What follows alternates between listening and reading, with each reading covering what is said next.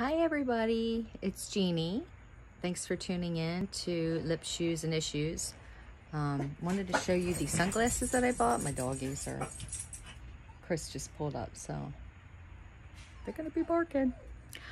I just bought these sunglasses from Privé Revue, P-R-I-V-E-R-E-V-A-U-X. It's two separate words. And these are the Olivia Culpo glasses.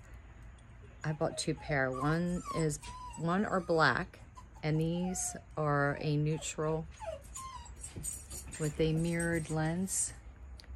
But they're like a large cat eye, and oh my god, I love these.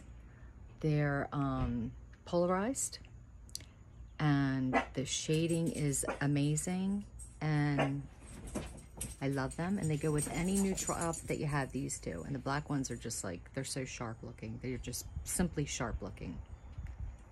I can't link it below yet, but anyway, that's the website that I spelled out for you, and these are the Olivia Culpo, and they're on sale.